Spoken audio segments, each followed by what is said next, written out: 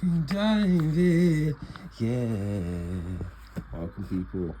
The secret history of human research. Yeah, the Great Mud Flood of 1834, the 1587 plasma event, the biblical flood, and other historical reset theories by Johnny Davis.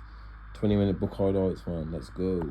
Today we're looking at the empty mud cities of the 19th century. Why do cities in the 19th century seem so empty and muddy? Did humanity suffer a worldwide depopulation event? I believe so. Historical photographs of different cities may indicate that the world suffered a depopulation. You can see better, sorry. Event. Cities in historical aerial photographs seem like they are built for hundreds of thousands of people, yet appear empty and muddy. St. Petersburg, 1860. This is St. Petersburg. The population of St. Petersburg was allegedly 500,000 people in 1860, and yet nobody is visible in the photographs. Where is everybody? Why are the cities so vast if the population was only 500,000 in each? This ghostly city looks like it could hold millions of people. Look at the picture there. I'll read the book part first and I'll go back to my notes. That'll go. Oh, yeah. Okay, right, let's go to the notes now. Look at the pictures. I'll scan over the pictures for you. And then we'll go to the notes. Alright, look at these empty cities, man. You cheeky man. Well done, Daniel. Hey, Paul. Empty cities, look. I must be quick because I'm caring for my son as well, but I'm also trying to feed the people because I want you to wake up, man, to this truth that you've been lied to by people part of secret societies. I'm a descendant of the Jacobites, prisoner of war, Israelite, tribe of Judah, true Scottish royals, man. I tampered with my phone because I didn't want this information to come forward. WikiLeaks shows this, and I've shown evidence, and I've also got recorded and written evidence as well, man. They break the Third Geneva Convention laws.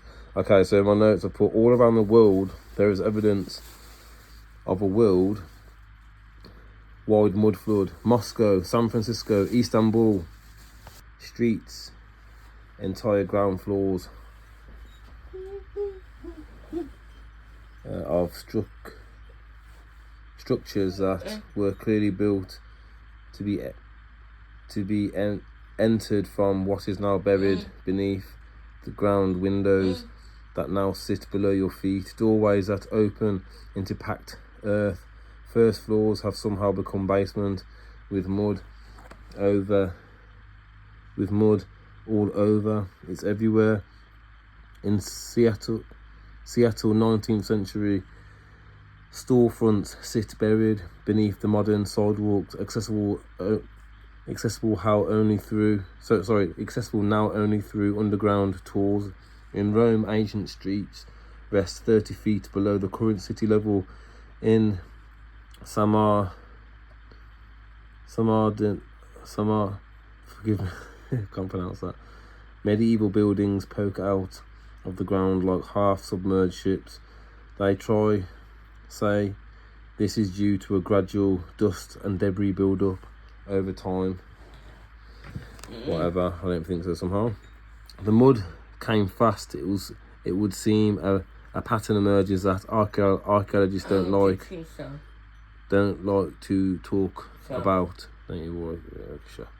Cities across the world show the same strange signature, a layer of mud, sometimes mixed with sand or clay. Buildings clearly occupied one day and then suddenly filled with sediment, not gradually but suddenly and rapidly. A mud flood happened, man, in the 1800s, man. Okay, caused the cities to become desolate. And I'm just gonna link in the Cabbage Patch and the cloning to this now as well, because for centuries parents have told children school tales about where babies are from. So in cartoons you'll see the stork and that, or in cartoons you'll see the cabbages, babies in cabbages and that, man. The orphan train movement was a supervised welfare program that transported children from crowded eastern cities of the United States to foster homes located largely in rural areas in the Midwest. The orphan trains operated between 1854 to 1929, relocating about 250,000 children. Just say when these children grow up, they had 2 or 3 children of their own. So 250,000 times 3, you're looking at 750,000 adults that had name changed and their place of birth changed. How do you know who is who? Looking into this topic, it looks like it was big business, and of course corruption was where were all the parents? I'll put in the notes. Cabbage Patch Kids clones, 1800s to the 1900s, orphan trains, and continuing, I believe, with the company Clonaid.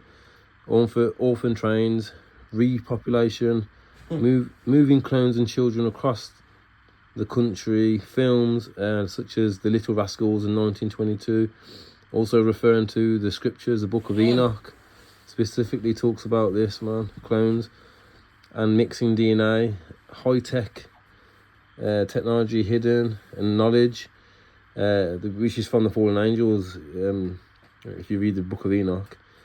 In the late 19th and early 20th centuries, a bizarre and unsettling theme emerged across Europe and North America. Babies in cabbage patches, not dolls, not nursery rhymes, actual depictions of babies being harvested from cabbages. The images weren't isolated. They appeared everywhere, on vintage postcards, in early silent films, in nursery art, and even in common folklore. Something comes to mind, Star Wars, yeah?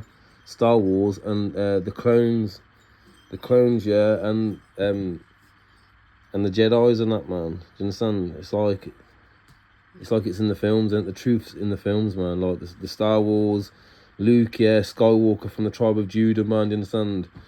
He was like a Jacobite, man, the Jacobite prisoner, man. Do you understand?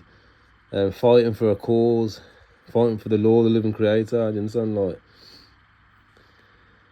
artificial clones don't have parents. Old posters reads, this is what the old posters read, okay. Baby incubator, complete installations as operated by us for sale to hospitals and amusement parks. Address: Dr. S. Finchel, Treasurer, Dreamland, Coney Island, Infant Incubator Co. There are old posters advertising Bakeman's baby incubator, 12-month grown in 1 hour. Like the scripture says, there is no new thing under the sun. Artificial soulless humans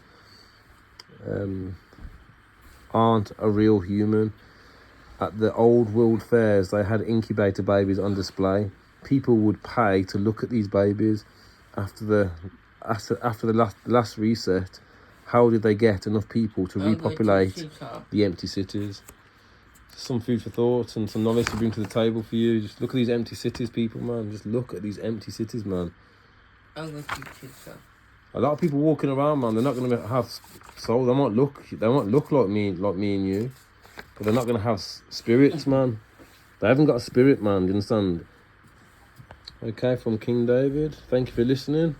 Do some research for yourself, man. All right, this Prisoner of War is done now for today. Till next time, Shalom and peace.